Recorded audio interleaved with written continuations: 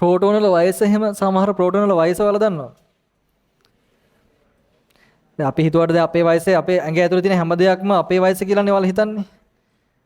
ඔයාගේ වයස දැන් 17 18 නේ. ඔයාගේ වයස තමයි ඔයාගේ ඇඟ ඇතුලේ තියෙන ප්‍රෝටෝන වල එහෙම වයස. පාටිකල් එක වයස කියලා. නෑ. වයස දන්නවද කීයද කියලා?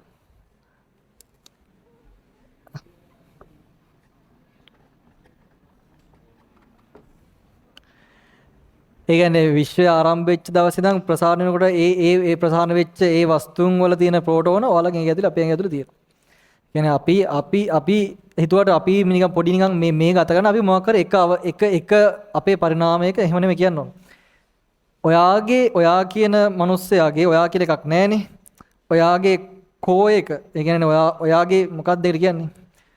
ඔයා නෙමෙයි හරිද? ඔයාගේ තියෙන මේ විඥානය කියන විඥානය හරිද? ඒක තේරෙන්නේ නැද්ද? ඔයා මැරුණාම ඔයාගේ මේක යනවනේ. ඔයාගේ පාටිකල් එක වෙන තැනක් හොයාගෙන යනවනේ. මේ දැන් ඉන්න ඔයාගේ මේ එක තැනක ඔයා මෙහෙම ඉන්නවා.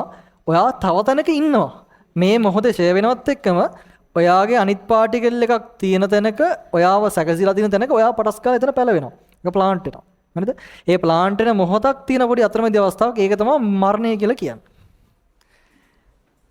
ඩෙඩ් කියලා කියන්නේ ඔයා මැරනවා කියලා හිතුවට අපි ඒ මොහොතේ මැරිලත් ඔයාට තේරෙනවා. ඔයාලා අපි හිතන මැරනවා කියලා. හරිද?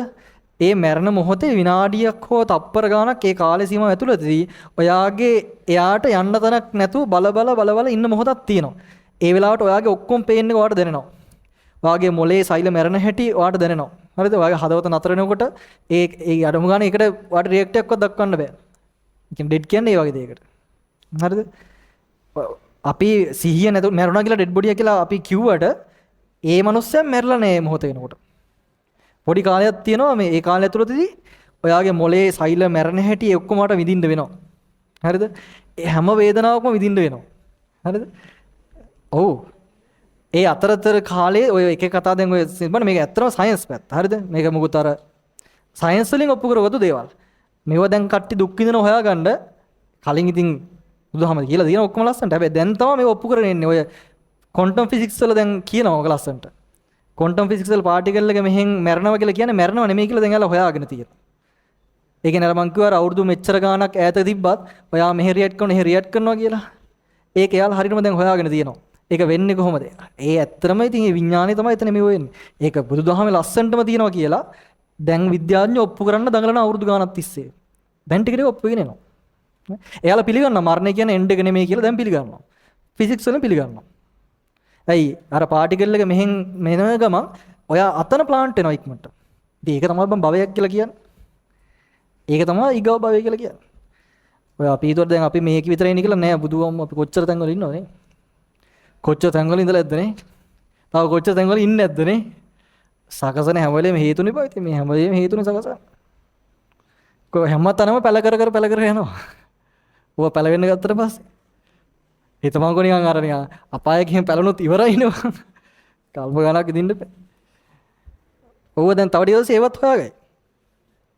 ඔක්කොම හොයාගන්න බැරි වෙයි. හොයාගයි. තාම නැද්ද? හරිද? ඒව හරි ලස්සනයි. ඔය ක්වොන්ටම් ෆිසික්ස් කියන්නේ ඇත්තටම රියල්. ඔය ඒවා මේ මනුස්සයන්ට අතුලාන්තයෙන් පිරිසිදු වෙන්න පුළුවන් දේවල්. ඒ කියන්නේ ෆිසික්ස් උනාට මාර ෆීලිං ගොඩක් ලැබෙනවා. ඔයාලා ඒවා මේ ඉගෙන ගන්න විතරක් හොයන්න බෑ. ඉගෙන ගත්තට පස්සේ මේ ඒ වගේ තියෙන හරය පොඩක් ගන්න බලන්න. ඒවා මාර ලස්සනයි. මමත් එහෙම අරගෙන නෑ. හොඳේ මාත් හොයනවා. මේ තාම හොයනවා. ඒව වෙන ආතල්. විඳවන්න නැතුව යන්න පුළුවන් ලස්සනට නිකන් මාකාර. රයිට් ගාන්ටෙන්. මේක ඇත්ත. මේ අපේ ඇඟ ඇතුලේ මේව තියෙනවා.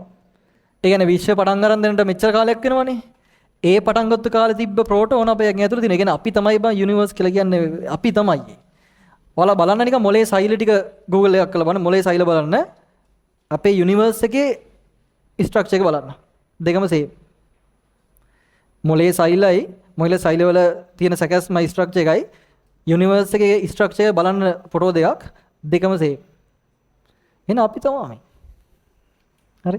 රයිට්. හරි ගාන්ට එන්න.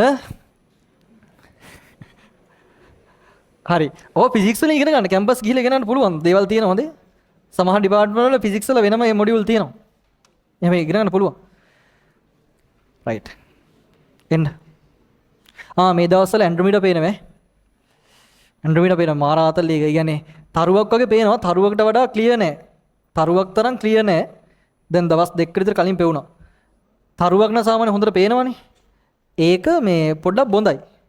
දීප්තිමත්. හරියට ෆෝන් එකකින් අරන් බැලුවොත් ඒත් පේන තරමට මේ දවස්වල පේනවා. ඒ පේන්නේ ඇන්ඩ්‍රොමීඩා ගැලැක්සිය. හිතන්නකෝ අවුරුදු මිලියන 2.5ක් යනවා ආලෝක කිරණයක් එහෙනම් මෙහෙට එන්න. ආලෝක වර්ෂ. හරිද? එතකොට ආලෝක වර්ෂ මිලියන 2.5ක් යනවා. මිලියන 2.5 ලක්ෂ 2යි මට මතක නැහැ කොහමද 2.5 බිලියන් ඉයර්ස් වෙන්න ඕන. හරි මතක නැහැ. එතකොට නිකන් හිතන්නකෝ දැන් අපිට පේන්නේ දැන් තියෙන ඇන්ඩ්‍රොමීඩා නෙමෙයිනේ. දැනට අවුරුදු මිලියන 2.5කට කලින් තිබ්බ ඇන්ඩ්‍රොමීඩා. හරිද? එතකොට එහි ඉන්න කටට අපිව දැන් පේන්නේ කොහොමද? අපි අවුරුදු මිලියන 2.5කට කලින් හිටපු තමයි පේන්නේ. මේ ඩයිනෝසර්ලා එහෙම පේනවා ඇති අපි දැන් එහි බලනකොට. එහෙනම් බලනකොට. ඇන්ඩ්‍රොමීඩා ගැලැක්සිය කියන මොකද කියලා තේරෙනව නේද? දන්නව නේද? උඹලා අප්ඩේට් නේ. අප්ඩේට් නේ. දැන් අපි ඉන්නේ මොකද්ද? ඈ? අපි ඉන්නේ මොකේද? ශීරපතේ කියන්නේ මොකද්ද? ශීරපතේ කියන්නේ මොකද්ද? මිල්කි වේ එක හරි. අපේ එක තමයි ශීරපතේ. අපේ එක නම ශීරපතේ මිල්කි වේ එක. ඇන්ඩ්‍රොමීඩා ගැලැක්සිය කියන්නේ ගැලැක්සිය නම. ඒ වගේ ගැලැක්සිය. ඒ කියන්නේ ගැලැක්සිය කියන්නේ මේ ග්‍රහලෝක නවයක් තියෙන සෙට් එකක් නෙමෙයි ඈ. ග්‍රහලෝක නවයක් කියන්නේ මේ චූටි හිම්බිච්ච පොයින්ට් එකක්. අපේ ගැලැක්සිය ඇතුලේ මිල්කි වේ ඇතුලේ තරු කෝටි ගණනක් තියෙනවා.